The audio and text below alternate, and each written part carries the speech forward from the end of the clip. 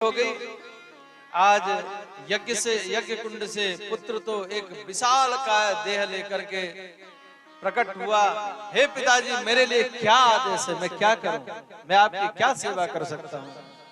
तब तुष्टा ऋषि ने कहा कि जाओ, तुम अपने भ्राता के वध करने वाले इंद्र का वध करो।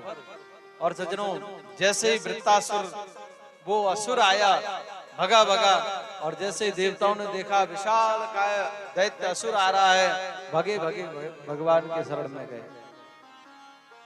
देवताओं की यही विशेषता है सज्जनों, यदा कदा जीवन में जब भी कोई मुसीबत का क्षण आता है तो भगे भगे भगवान के पास चले जाते हैं।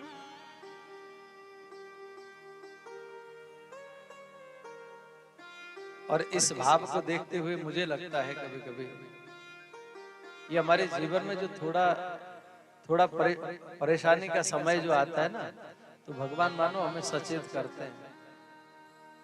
बोले बेटा मुझे भूलना नहीं, तो मतलब जनाना चाहते हैं कि थोड़ा सा दुख इसके जीवन में हो तो थोड़ा ये मुझे याद करे, क्योंकि हम सबका स्वभाव है ना, दुख में सुमिरन सब करे, सुख में करे न को, जो सुख में सुमिरन करे सो दुख काहे का हो।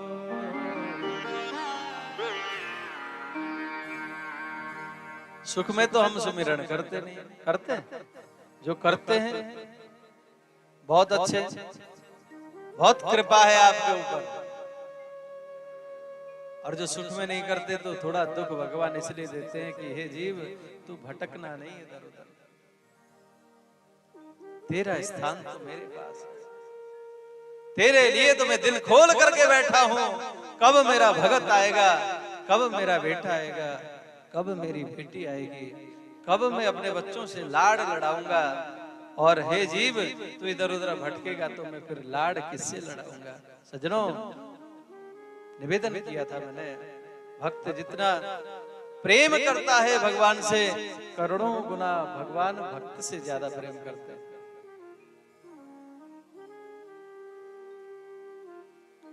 भगे भगे देवता गए,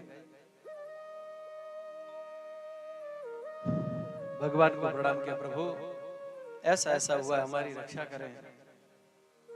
भगवान ने कहा देखो तुम मेरे शरण में आए हो, तुम्हें डरने की जरूरत नहीं है, क्योंकि भगवान के चरणों का शरण ग्रहण जो करता है वो अभय पद को प्राप्त करता है।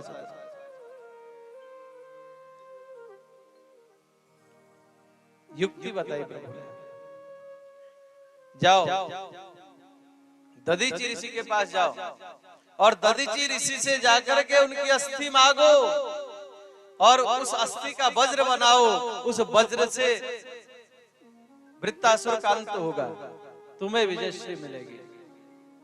भगवान के बताए अनुसार सज्जनों, देवता गए हैं दधीचि ऋषि के आश्रम में और प्रणाम किया संत को, और संत को प्रणाम करने के उपरांत निवेदन किया।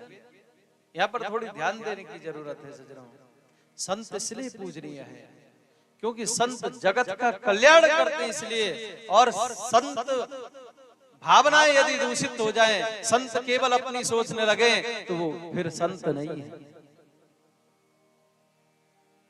वो बैरुकिया तो हो सकते हैं और संत नहीं हो सकते, क्योंकि संतों ने तो जगत के कल्याण के लिए, बताइए जीते जी, भाई आपके पास में धन है, आपके पास में सुवर्ण है, आप दान दे दो, कोई दिक्कत नहीं, कोई बड़ी बात नहीं है, परंतु जीवित अवस्था में दधीचि ऋषि से अपनी अस्थियां मांग रहे देवता। और धन्य है संत शिरोमणि, संत धन्य है जो देवताओं के हित के लिए अपने प्राणों की आहुति दे करके अपनी अस्थियों को प्रदान किया। ऐसे संतों के कारण हमारा समाज है सज्जनों, ऐसे संतों के कारण संत चरण पूजनीय है।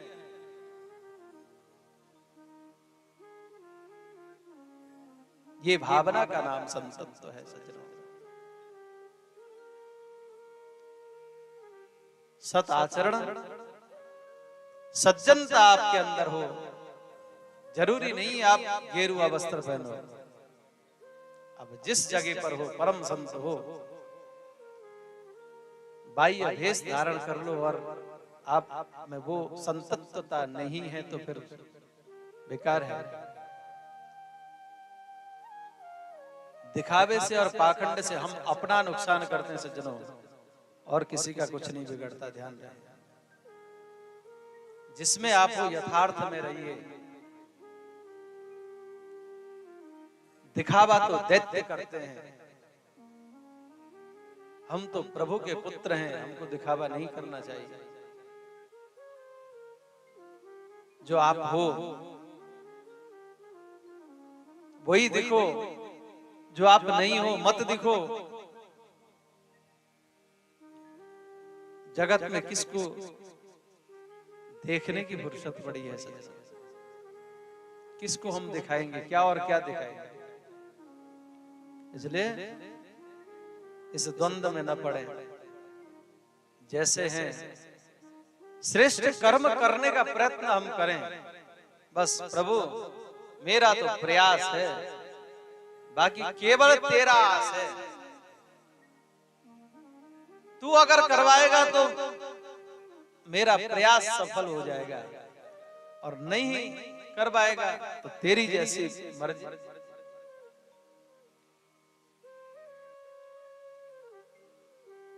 दुनिया भर के प्रपंच के बोझ को लेकर के हम न चलें सजनों।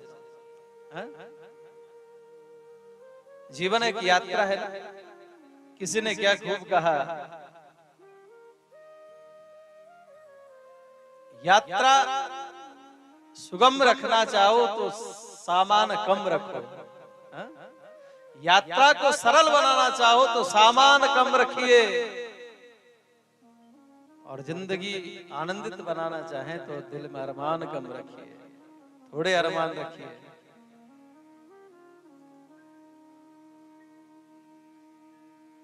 बोले वृंदावन बिहारी लाल की। संत चरण के पास पहुंचे और जीते जी दधीचि ऋषि ने इतना ऐसा दान दिया देवताओं को सजनों, अपने अस्थियों को दान किया देवताओं को। इंद्र ने आकर के वज्र बनाया। वज्र बनाने के उपरांत वृत्तासुर के सन्मुख में पहुंचे इंद्र, और जैसे ही उस वृत्तासुर ने इंद्र के हाथ में देखा है सज्जनों वज्र को, वृत्तासुर कह उठे, हे इंद्र, मैं तुमसे थोड़ा समय याचना करता हूं। तुम्हारे हाथ में जो वज्र है, इससे मेरी मृत्यु होगी, मुझे पता है। थोड़ा सा समय मुझे दे दो। बोले क्यों? मैं थोड़ा सा भगवान को प्रणाम करना चाहता हूं। आश्चर्य है, हमारे जीवन में सब सुख उपलब्ध है। खाने की, पीने की वस्तु, शरीर स्वस्थ है, जिम्मेवारी बढ़िया से निभ रही है, अनुकूल परिस्थिति है। इसके बाद भी हम भगवान सुमिरण से वंचित हैं, और धन्य है ये दैत्य।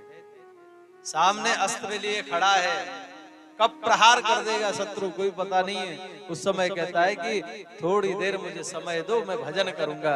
ध्यान देना सज्जनों, विषम परिस्थिति में भी ये जब दैत्य कर सकता है तो प्रभु की कृपा तो हमारे ऊपर तो कूट कूट के भरी है। हमारे घरों में क्या कमी है सज्जनों? इतनी कृपा के बावजूद भी हम भगवान का भजन न करें तो बताइए, हमसे तो फिर वो दैत्य बहुत अच्छे हैं। आश्चर्य हुआ इंद्र को। भगवान को प्रणाम करो, ठीक है, दिया समय। तो यहाँ पर वृत्तासुर ने बड़ी सुंदर स्तुति की है सज्जनों भागवत में। अहम हरे तव पादैकमूलम दासानुदासो भवितास्मि भूय मनस्मरेतां सुपतेर्गुणस्ते गृही गृणीतवा कर्म करोतु काया। हे प्रभु, मैं आपसे ये नहीं मांगता, मैं आपसे ये नहीं कहता कि आप मुझे अपना दास बनाओ, मत बनाओ, पर हे प्रभु मेरे ऊपर ऐसे कृपा करो कि आपके जो भक्त हैं ना, उन भक्तों के चरणों में मेरी प्रीति बन जाए, ऐसी कृपा अवश्य करो प्रभु। मैं आपका दास न बन सकूं कोई बात नहीं, पर आपको जो भजन करने वाले भक्तजन हैं, मैं उनके चरणों का दास बन जाऊं। अहम हरे तव पादैकमूलम दासानुदासो भवितास्मि भूय। मेरे लिए इतना ही पर्याप्त होगा कि आपसे प्रेम करने वाले जो जन हैं, उनके चरणों में मेरी प्रीति हो जाए। मन आपके चरणों का चिंतन करने लगे। गृणीतवा कर्म करोतु काया, मेरी वाणी आपके नाम का कीर्तन करे, ऐसी कृपा प्रभु मुझे आप करो। और मुझे कुछ नहीं चाहिए। न नाटपृष्टम न च पारमष्टम न सार्वभौमं न रसाधिपत्यम न योग सिद्धिम न पुनर्भवं वा समंजसत्वं विरह्य कांक्षे। हे प्रभु, न तो मुझे स्वर्ग का पद चाहिए, न तो मुझे स्वर्ग का राजा बनने की इच्छा है, न तो सर्वभौम संसार का राजा बनने की इच्छा है। मुझे न राजा न महाराज न कुछ पाने की आकांक्षा कुछ भी नहीं है प्रभु। बस एक इस दिल में इच्छा है कि आपके दर्शन की अभिलाषा लेकर के आपके दर्शन की प्रतीक्षा में मेरा दिल रत रहे। भगवान, आप मुझे दर्शन दो, ये मैं नहीं कहता। आप चाहे दो चाहे मत दो, पर आपके दर्शन की प्रतीक्षा में तड़पता हुआ कि मेरे प्रभु के दर्शन मुझे कब होंगे। आपके दर्शन की प्रतीक्षा में मैं जीवन पर्यंत तक आपके दर्शन की प्रतीक्षा करता रहूं।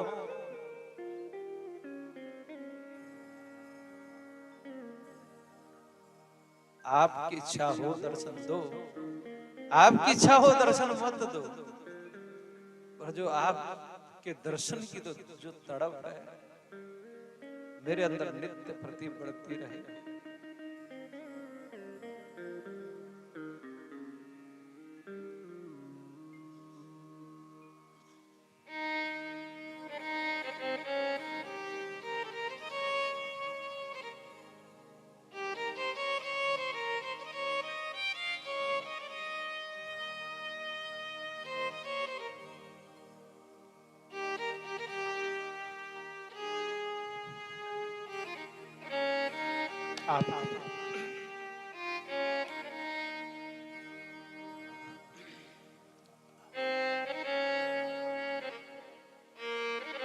आपकी शांति के लिए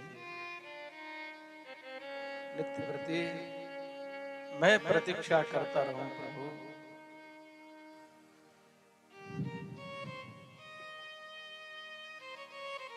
सज्जनों,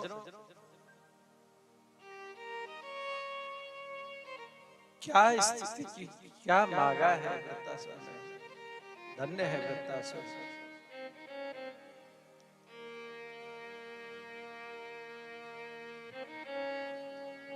आपके विरह में नित्य प्रति मैं तड़पता रहूं, कोई बात नहीं, मैं इंतजार करूंगा। कैसे कैसे भक्तों ने भगवान की प्रतीक्षा की सजनों। सबरी मैया नित्य प्रति गुरुदेव ने कहा कि तेरे कुटिया पर राम आएंगे, बस राम आएंगे, राम के लिए तैयारियां प्रारंभ की। और ऐसी भक्त की निष्ठा, और राम को आना पड़ा।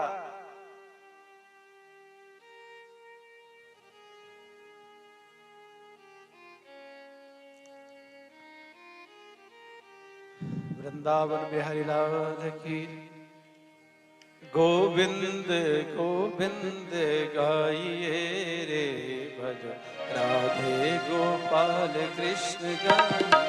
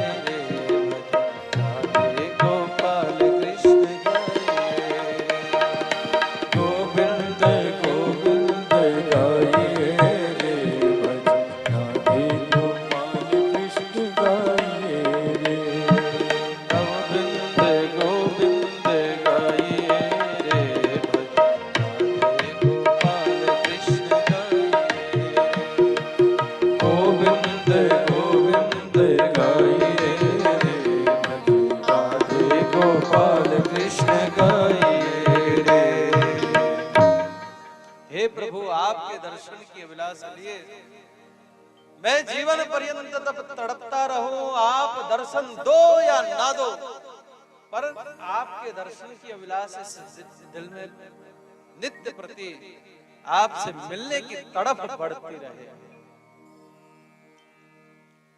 किस प्रकार तड़पूं? तो यहाँ पर वृत्तासुर ने कहा अजात पक्षाय विमात्रम खगा स्तन्यम यथा वत्सचरा वत्सतरा शुदार्तः प्रियम प्रियवा विशतम विषुम्नाम मनोरविंदाक्ष दृक्षते त्वाम। ध्यान दीजिएगा सज्जनों, बोले अजात पक्षः, मैं उसी असमर्थ